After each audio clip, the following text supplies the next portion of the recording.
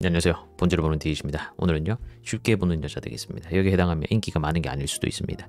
남자들이 쉽게 보고 다가가는 거니까요. 남자 인상에 맞게 하는 부분인데요. 내가 질 나쁜 남자의 노출될 가능성이 더 높다, 이렇게 보시면 되겠다 이겁니다. 첫 번째는 이제 정서적으로 안정되지 못한 그런 여자입니다.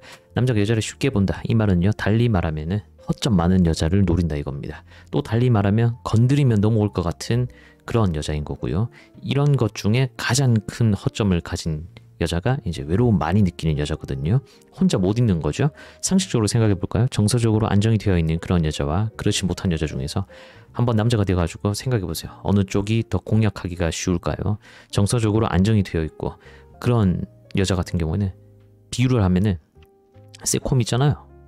새콤이 작동하고 있는 그런 건물과 같다 이겁니다. 뚫고 들어가는 게 쉽지가 않습니다. 근데 정서적으로 불안하고 막 우울하고 막 외로움 많이 느끼고 이런 걸 갖고 있는 경우에는 대문을 막 활짝 열어놓은 그런 집과 같다 이겁니다. 그러니까 남자 앞에서 뭐 외롭다, 뭐 힘들다, 우울하다 이런 말을 달고 살면은 안 된다 이거예요.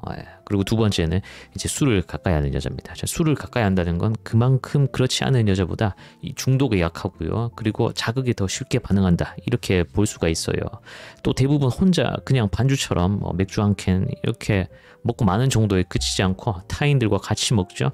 이때 만약 친구 집에서 먹든 뭐 또는 자기 집에서 먹든 이러면 상관이 없는데 보통은 술집에서 먹죠. 그럼 뭐 한다? 추근덕대는 남자들과 엮일 가능성이 생긴다. 그런 곳에서 뭐 나한테 예쁘다고 하면서 오는 그런 남자, 술집 나오고 막 며칠 지나면 연락 안 됩니다. 술 가까이 하는 그런 여자 같은 경우에 남자 입장에서 진지하게 만나고 싶은 생각 절대 안 해요. 인생의 위험 요소를 하나 더 달고 있는 것과 같은 그런 상황인데 어떤 남자가 진지하게 생각을 하겠습니까? 자, 그리고 이제 세 번째는요, 이제 SNS 중독입니다.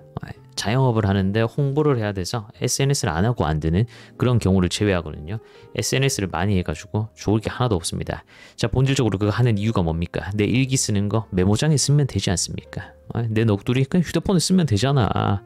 SNS에 이런저런 내 일상을 보여준답시고 게시글 많이 올리고 그런 게시물들이 나를 드러내는 것 위주의 것들이고 또 뭔가 보여주기 위한 화려한 것들, 치장하는 것들, 그런 것들로 점철돼 있고 이러면은 또 상주해 있는 그런 느낌을 주면 그걸 보고 나한테 진지함을 갖고 접근할 남자는 없다고 봐도 됩니다. 그리고 또 막 노출 많이 하고 이러면은 남자도 압니다. SNS에 중독되어 있는 여자는요, 다른 남자들과 더 쉽게 엮일 가능성이 있다는 걸 알아요. 상식적으로 생각해 봅시다. 자, SNS 안 하는 여자와 SNS에 중독된 여자 중에서 누가 더 남자를 쉽게 만날 수가 있겠습니까? SNS를 특히 이제 인스타 같은 그런 걸 많이 한다, 이건 세미 어플 만남이랑 똑같단 말이에요. SNS에서는 막 불특정 다수의 남자들이 접근을 할 수가 있잖아요. 하여튼 SNS에 중독되는 여자를 남자가 좋게 볼 수가 없는 겁니다. 자, 그리고 이제 네 번째는 노출을 많이 하는 여자입니다. 자, 성형수술 중에서도요, 만족도 1위가 가슴 수술이라는 설문을 받습니다. 자, 그리고 수술 횟수도요, 가슴 최상위권에 들어갔어요. 보통 이제 성형수술 같은 경우에 쌍꺼풀로 시작해서 이제 코하고 막 이제 몸으로 번진단 말이에요. 이미 한국은 세계에서 성형수술을 가장 많이 하는 나라예요. 그렇지 않습니까? 몇 년 전부터 남자들도 많이 하고요. 그만큼 외모에 관심을 갖고 집착을 하는 경우가 많다 이거야, 한국인들 중에서. 노출 얘기하다가 이걸 왜 얘기하냐면은 대부분의 여자의 노출은 운동으로 만들어지는 그런 노출보다는요, 운동으로 단련된 그런 몸을 보여주는 것보다는 뭐 가슴, 골반, 엉덩이, 다리 같은 이런 성적 어필이 되는 그런 부위들의 노출, 그 중에서 압도적으로 이 가슴을 드러내는 이런 어플을 많이 합니다. 그렇지 않습니까? 수술하고 나면은 막 계속 옷도 점점 과감해지고 화려해져. 살을 많이 보여주고 이렇게 되잖아요. 자, 또 한번 생각해 봅시다. 사람은 굉장히 똑똑하지만요, 또 굉장히 멍청하기도 합니다. 보여지는 대로 판단을 해버리는 경향이 굉장히 많으니까요. 자, 비키니를 입고 다니는 여자가 있어요. 그리고 한복을 입고 다니는 여자가 있네요. 둘이 있다고 쳐보세요. 누가 더 개방적일 거라고 은연중에 생각하겠습니까? 누가 이제 남자 맞는데 더 두려움 없고 스킨십도 더 오픈되어 있을 것 같고 이런 느낌을 받게 됩니까? 근데 이건 느낌이잖아요. 그 사람 복장이 그렇다고 해가지고 그 사람이 정말 그런 연애를 하고 연애관을 가지고 있고 인생관을 가지고 있고 그렇다는 건 아닌데 말이에요. 근데 이걸 분간지어서 생각하지 않는 경우가 굉장히 많다는 겁니다. 그래서 내가 노출을 많이 하면 할수록 남자가 생각하기에 쉬운 여자라는 생각을 하게 됩니다. 그래서 내가 아무리 보수적이고 나 성적으로 문란하지 않고 나 경험도 적고 남자 함부로 안 사귀고 이런 걸 해도 그냥 보여지는 게 그러면 어렵단 말이에요. 내 말에 무게가 더해지질 않아요. 자, 일례로 상담을 하던 중에 본인에게 꼬이는 남자들이 다 내 몸만 보고 오는 것 같고 막 가벼운 남자 모으고 스킨십 보에 떠나고 막 이런 케이스가 있었어요. 은근히 많습니다. 진지한 남자 만나고 싶어요. 진지한 만남을 원해요. 이러는데 말이에요. 근데 그분의 프사를 이렇게 보지 않습니까? 그러면 온통 다 속옷 사진밖에 없어요. 비키니 사진밖에 없어요. 가슴 엉덩이 다리가 부각되는 그런 사진들밖에 없었어요. 드러내고 싶은 거잖아요. 그래서 이런 거 왜 이렇게 하시냐. 이런 거 해놓으면은 그런 남자들밖에 볼 수가 없다. 인스타에도 혹시 이렇게 돼 있냐. 다 그렇게 돼 있다. 어떡합니까 그러면. 그거 보고 당연히 오는 사람들이 많을 수밖에 없는데 내 몸을 나 혼자만 보고 막 자기 만족에 그치는 경우 거의 없어요. 그냥 집에 뭐 막 붙여놓고 할 거 아니잖아요. 바쁘 찍었어. 하다못해 카톡이라도 걸고 싶으잖아. 사람 심리가 그렇잖아.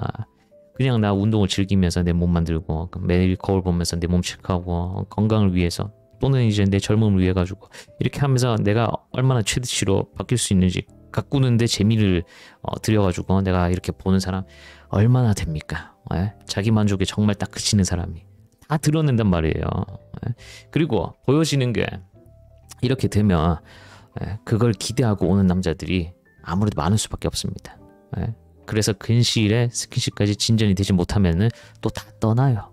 그러니까 이 보여지는 걸 신경을 써야 됩니다. 쉽게 보이기 싫으면 신경을 써야 됩니다. 그리고 이제 5번째는 진입장벽, 낮은 직업군입니다. 자, 남자들 중에서도요, 자기보다 더 나은 직업, 더 배운 여자, 더 똑똑한 여자를 원하는 경우들도 있습니다. 그런데 또 남자들 경우에 자기보다 똑똑한 여자 싫어한다, 돈 더 잘 버는 여자 싫어한다, 이런 얘기 들어봤지 않습니까? 왜 그러냐면 자격지심이 생길 수도 있고 열등감이 생길 수도 있고 뭐 이래저래 할 수 있지만 결국은 내 맘대로 못한다 이겁니다. 내가 리드를 하는 그런 연애, 결혼하기가 힘들어지니까 좋아하지 않는 거예요. 기세고 이런 것도 싫어하는 거고. 그래서 자, 더 본질적으로 보면요, 다루기가 쉬운 여자를 원한다 이거예요. 그래서 나보다 못한 직업이거나 소득이 적거나 하는 경우에 이런 상황에 처할 가능성이 높다. 무슨 상황? 남자가 쉽게 보는 여자에 해당할 상황이요. 그래서 제가 여자 가치라는 영상에서 최대한 사회적으로 안정이 된 그런 그룹으로 들어가려고 했던 것도 이런 맥락에서입니다.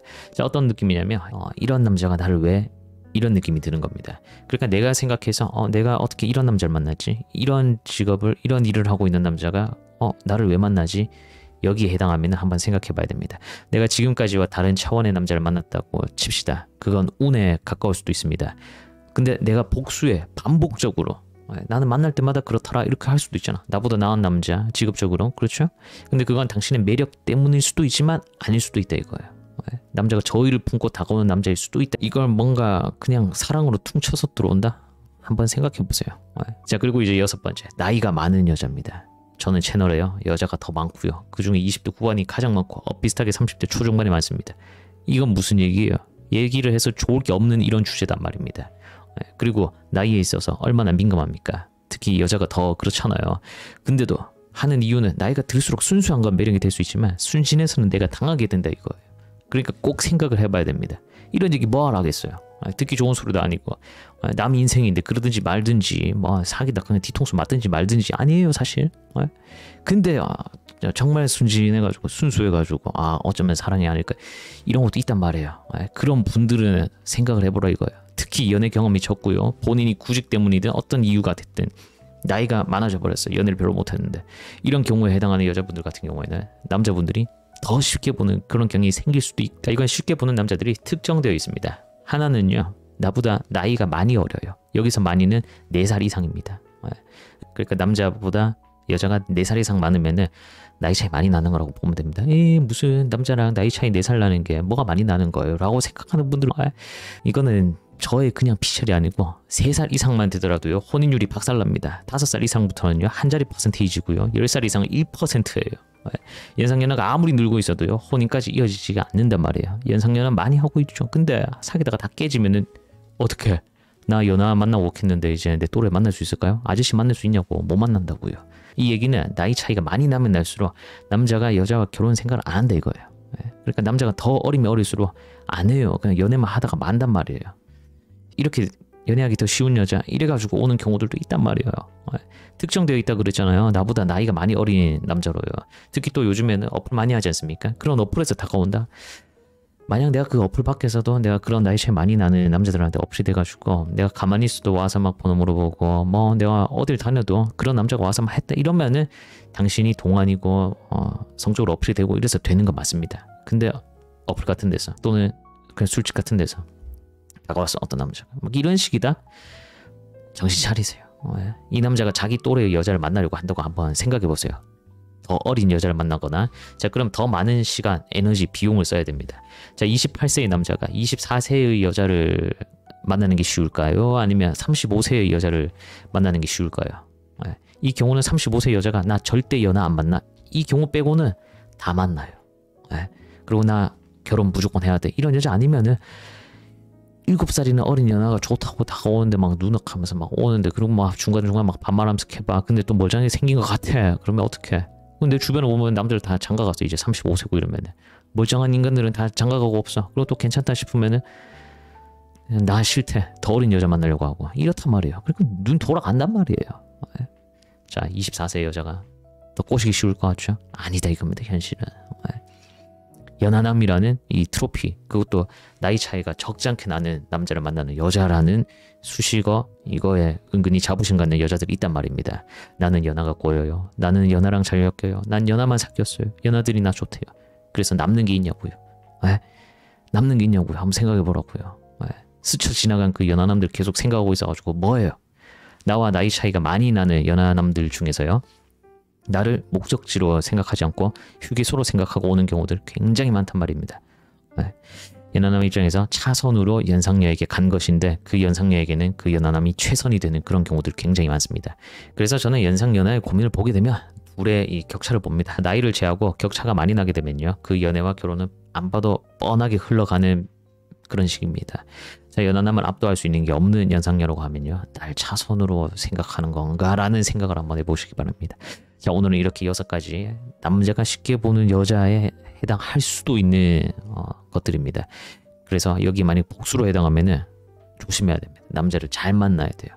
아무래도 남자들이 날 쉽게 대할 수 있는 그런 상황이 있기 때문에 남자 인상에 맡기는 수밖에 없다고요. 근데 모두가 착한 사람만 있는 거 아니죠? 뭐 남녀노소 할 거 없이 요즘에는 이 사고방식이 건전하고 인성이 터지지 않은 올바른 그런 사람 귀하단 말이에요.